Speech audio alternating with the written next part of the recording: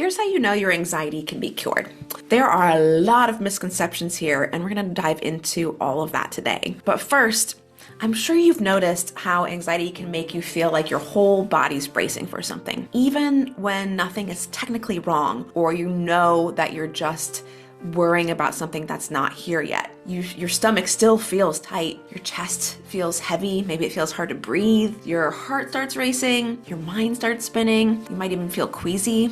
And what happens is most people experience that feeling, which is definitely uncomfortable, and immediately assume something's wrong with me. Maybe this is just how I'm wired. Not everybody has this problem. Maybe it's just me. Maybe it's chemical, actually. Maybe I'm always gonna feel this way.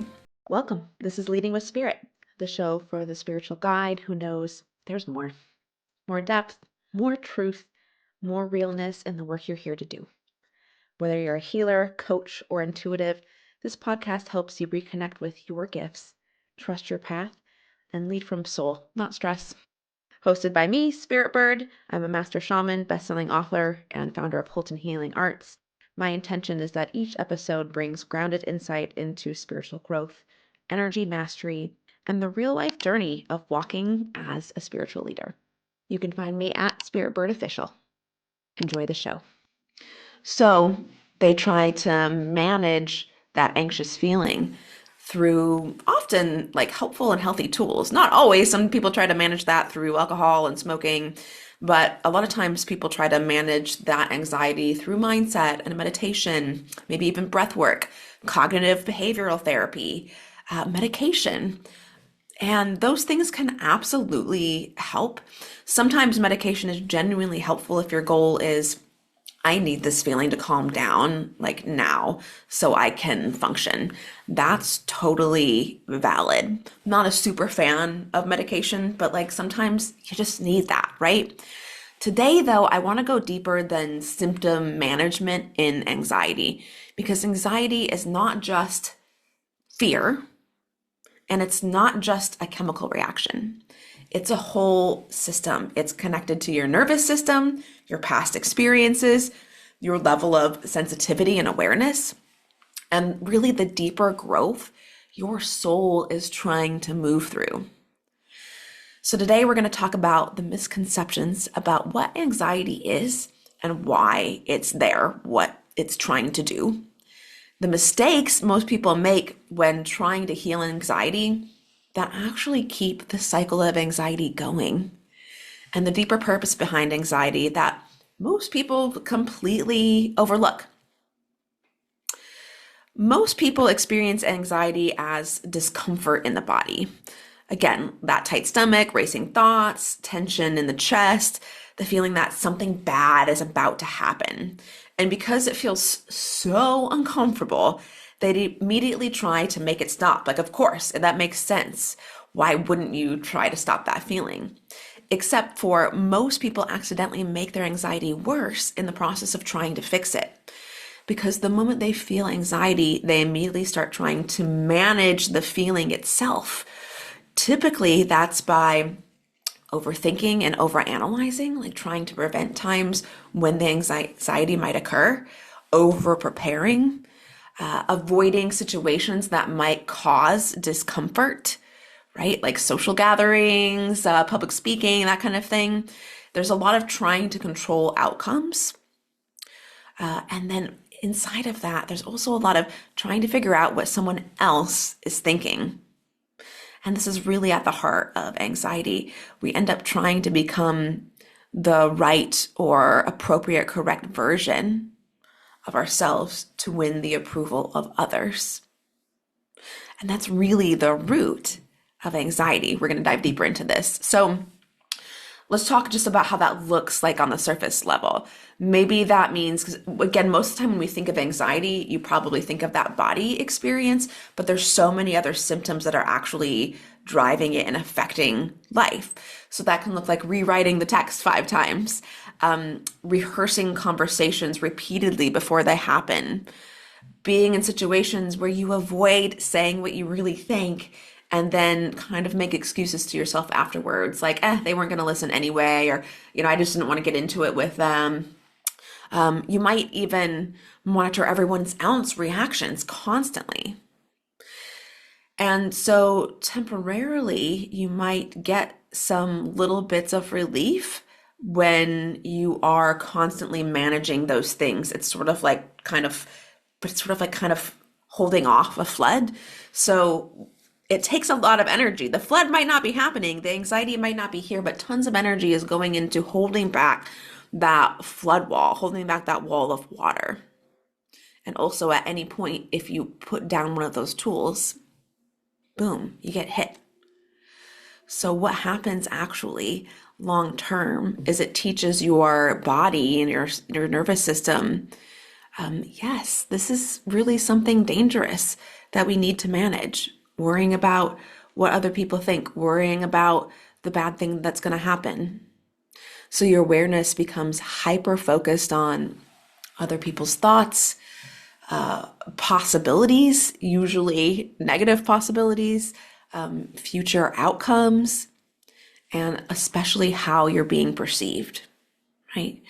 In trying to avoid that anxious feeling, these are all the ways your awareness begins to start tracking things, right? Again, other people's thoughts, basically like possible negative outcomes, and how you're being perceived by other people.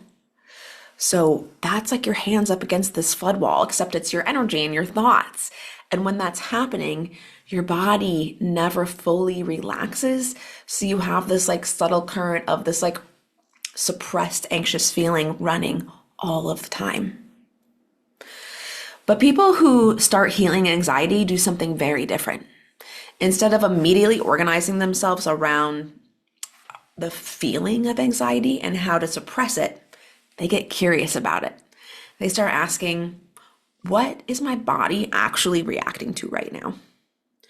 Whose approval am I trying to keep right now? What am I afraid will happen if I stop managing this moment? Because anxiety is very often connected to trying to stay safe inside of other people's perception of you. And once you see that, the whole thing, how anxiety works, the things that are making it worse, and how to heal it totally starts to make sense. Now, here's what no one really talks about. Most people think anxiety starts in the body and or the mind, but anxiety actually starts energetically first, meaning your awareness and your nervous system begin reacting to tension, emotions, people, possibilities before your logical mind has even figured out what's happening. So that looks like maybe you can't fully read someone's tone over text and suddenly your stomach tightens and your mind starts wondering if they're upset with you. Or you walk into a room where two people were just arguing, and even though nobody says anything to you, your body immediately feels tense and alert. Or you're excited to share an idea, but the moment someone pauses while you're talking or makes a face while you're talking, you instantly start second guessing yourself and talking yourself out of what you were going to share. Your body reacts to the energy first. And then your mind starts trying to explain the feeling that's happening and make that feeling go away by managing the situation, trying to get more control, right? But the energy you were tuned into is what triggered the reaction in the first place. It's used to scanning for uncomfortable moments, and it sends you basically like this tripwire alert whenever it senses one or the potential for an uncomfortable moment. That's anxiety. So most people are not just thinking too much or too sensitive. They're actually, I'm going to kind of say this tongue in cheek, they're actually feeling too much. Not their own emotions. That's not the problem. It's not that they feel emotions deeply. What they're feeling too much of is other people's emotions, other people's reactions, other people's expectations. Like something feels off with them. What did I do wrong? Like, tell me if this relates. Have you thought like they seem irritated? I should probably leave them alone, right? Oh, they're upset, and now I can't relax until I know they're okay. You might have even thought they paused before answering. Maybe they didn't like what I said. They haven't responded yet. Maybe I came across wrong. Or even, if this doesn't work, I'll look like a failure. Or I need to make sure they see me as responsible. Or if I say no, they'll probably think I'm selfish. If you have some of those thoughts, first of all, actually, you're very normal. And secondly, that is actually all part of anxiety. That is the beginning of anxiety, not how it manifests in the body. That's just part of the process. So now here's the important part. Sensitivity itself is not the problem. Again, like that you feel deeply is not the actual problem. And trying to suppress or dampen your ability to feel is not the way to prevent anxiety. The problem is when your nervous system thinks that, like, it links that sensitivity, that scanning, and that awareness to survival. For a lot of people, especially most people with anxiety, this all started in childhood. Maybe you grew up around a lot of emotional unpredictability in the home, a parent who shut down emotions. It might have been like a household full of fighting and tension and emotional outbursts. Even if it was never at you, there was just a lot of big outbursts in the house. Or a family where you had to stay alert to other people's moods, making sure that dad was happy or mom was happy, because if they became unhappy, then it was going to lead to this emotional outburst or maybe worse. And so you learned to try to placate them or make things, smooth things over so they don't lash out.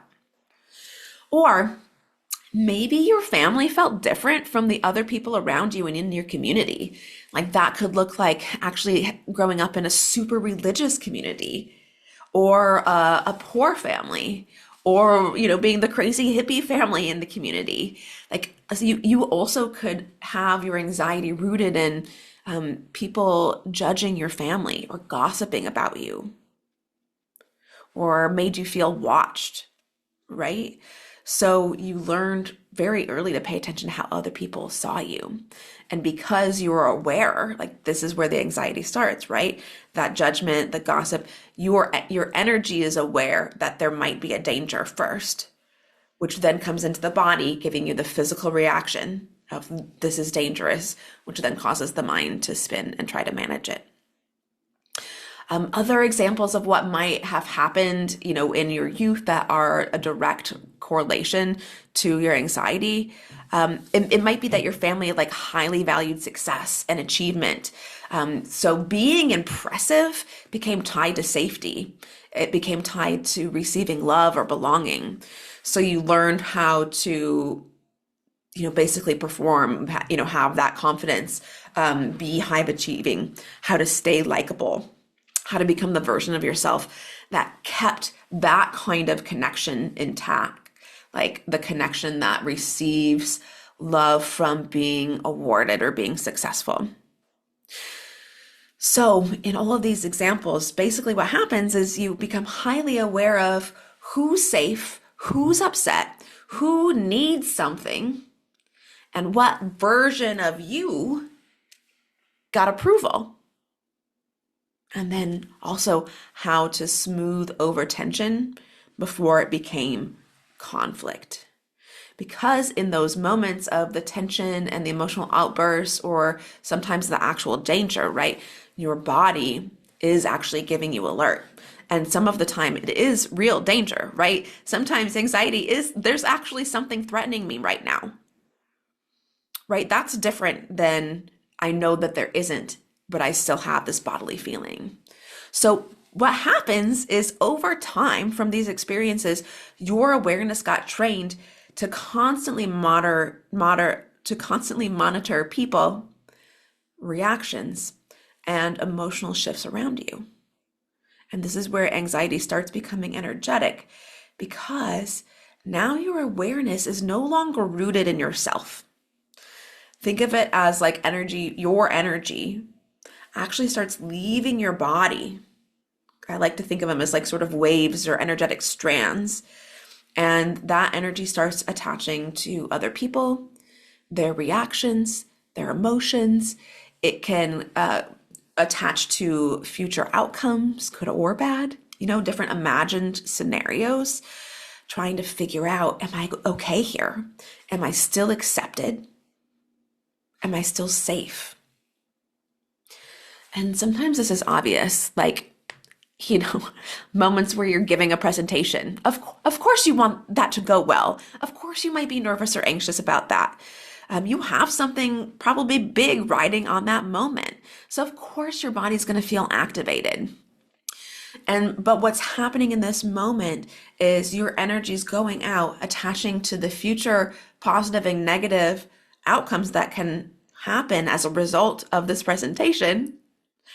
And what's also happening is then while you're giving the presentation, your energy is in those people observing it. And you're trying to scan for, how are they reacting? Do they like this? Am I doing this okay? And again, it makes sense.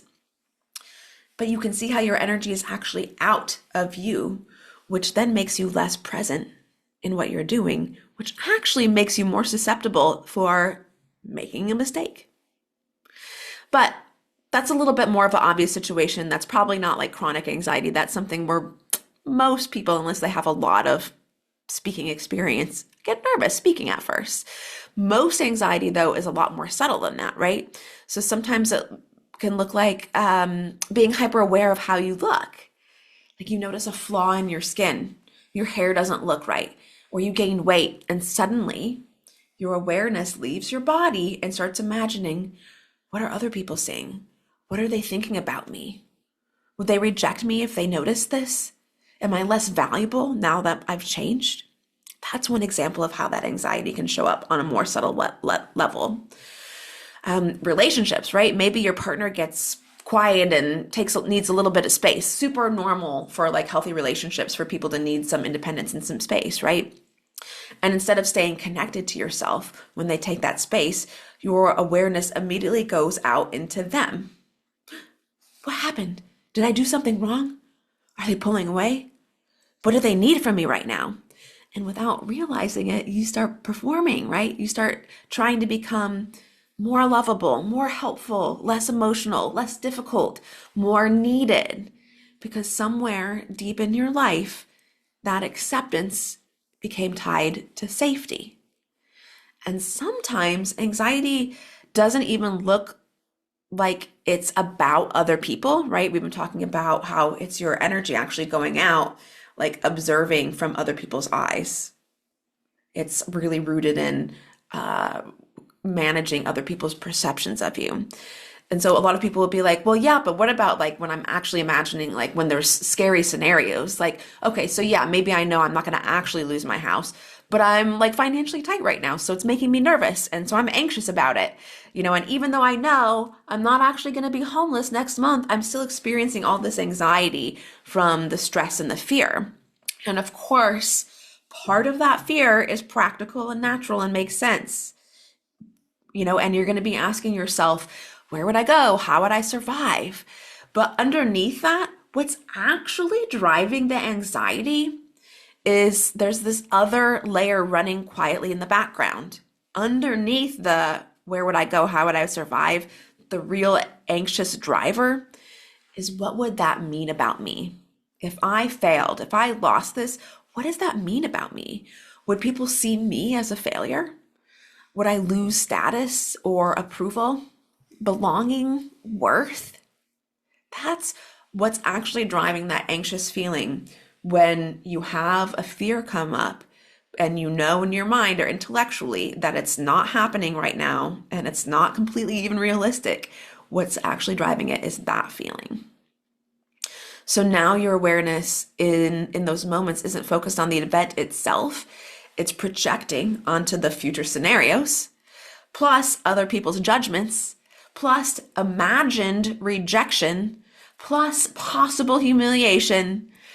And your energy is trying to stay ahead of the pain before it happens. That's why anxiety often feels like you can never fully rest, because some part of you is always out there monitoring. And that constant monitoring is what eventually becomes chronic anxiety. And this is why anxiety feels so exhausting, right? Because your energy is wrapped around other people and future possibilities and imagined reactions and potential rejection. Like all of that is running all the time instead of being anchored in yourself, where you can rest and trust yourself. Now, here's the trap. Most people think the answer, again, to that kind of anxiety is to dull the physical reaction. But that's not actually what heals anxiety, because your sensitivity is also part of your intuition, part of your gifts, part of your awareness. So the real healing is certainly not shutting it off. It's letting your real self be seen.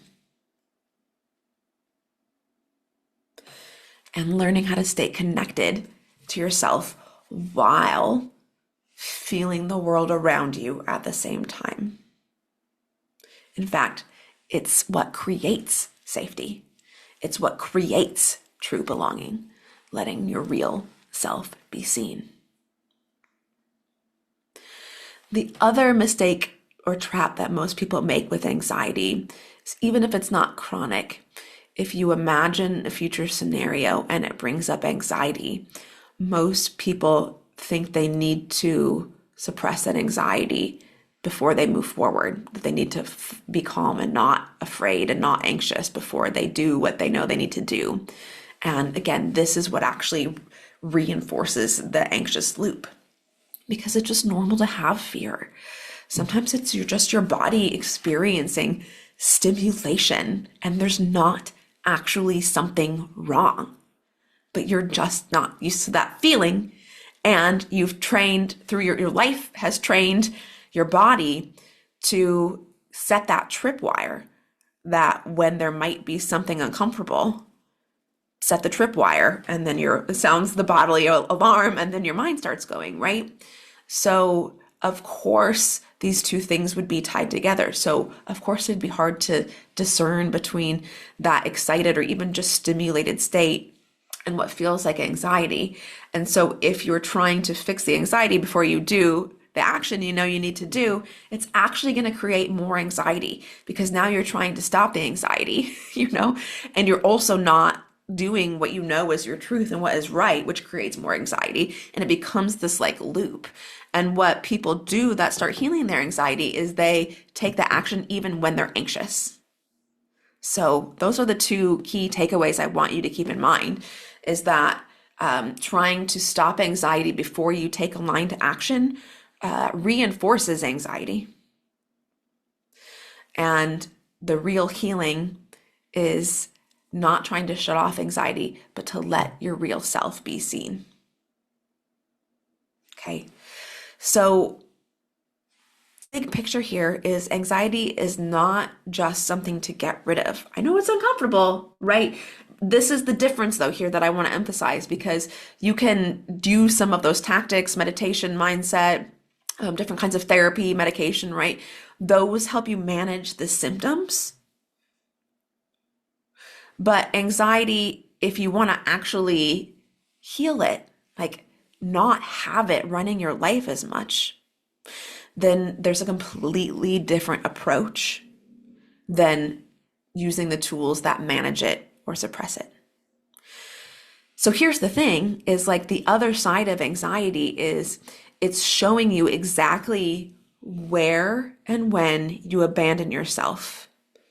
Meaning, the moment that you feel anxious in the body, anxiety is actually the signal that your energy has left yourself and gone either into possible scenarios or someone else's perception of you, right? It shows you the moment where you're trying to earn approval or avoid rejection, or where you don't fully trust yourself, where you attach to someone else.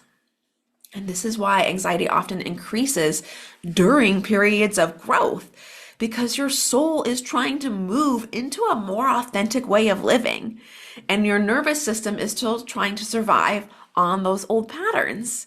So now there's tension, right? Because your soul is trying to make moves and your nervous system is been trained to set off that tripwire. Part of you wants freedom, another part wants safety. Part of you is terrified of being judged. Part of you wants a deeper purpose and alignment. And another part of you wants certainty before taking action.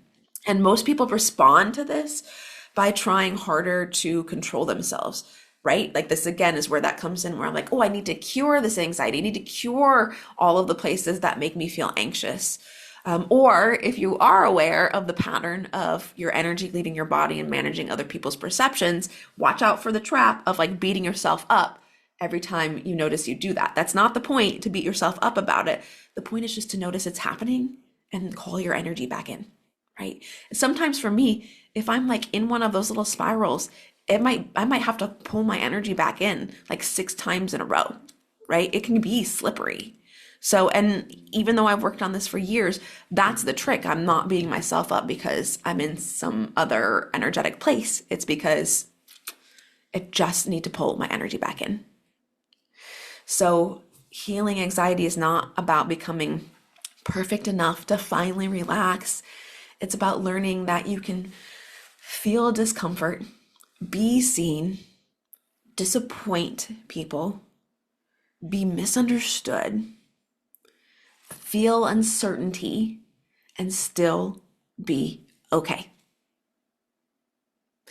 Healing anxiety, curing anxiety is not just calming down the feeling. It's retraining your system, your body, your energy, your nervous system to realize these moments are uncomfortable, but they're not actually dangerous anymore. That's why healing anxiety happens in small, real life moments. Like you tell the truth instead of people pleasing. And then you realize you survived and actually people respected you more. Or you disappoint someone and the relationship doesn't end. They're upset with you for a little bit. You hold your own energy. You acknowledge maybe something you did wrong if that was the case, but you don't go into guilt or collapse and you move on and the relationship heals. Or you speak up and nobody humiliates you.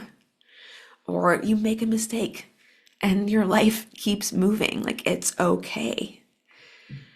You stop over explaining yourself and you realize that actually people understand you more.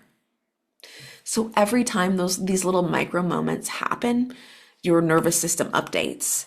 The wiring that went to sound the alarm, starts to pull back. And so you don't get the bodily reactions.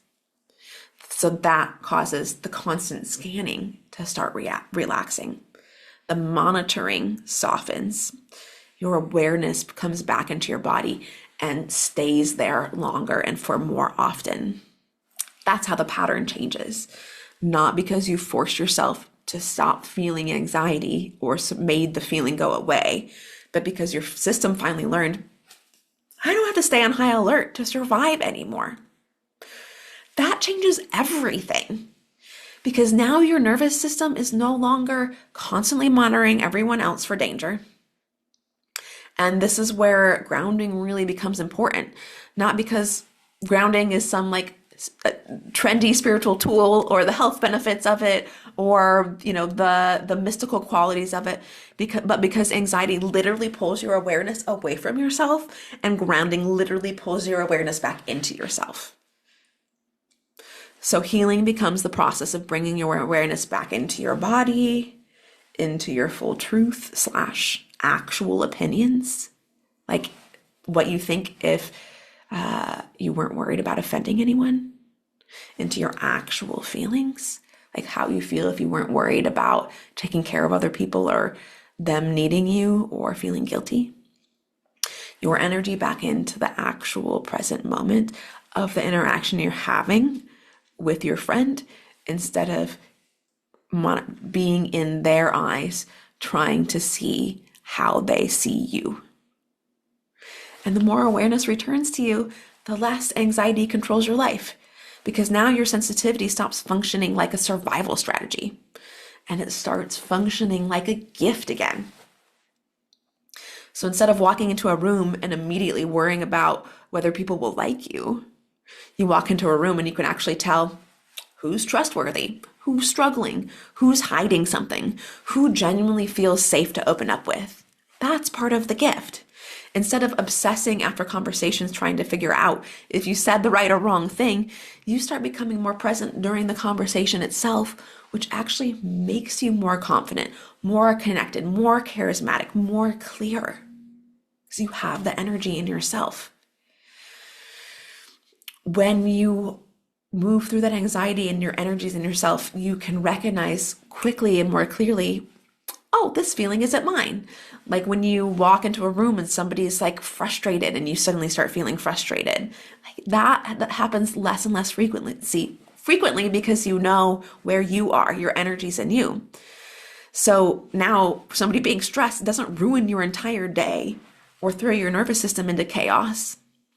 And instead of over preparing because you're terrified of failure or judgment, which again reinforces the anxiety, you start sensing what actually feels aligned for you, which helps you make clear decisions and not ruminate for forever.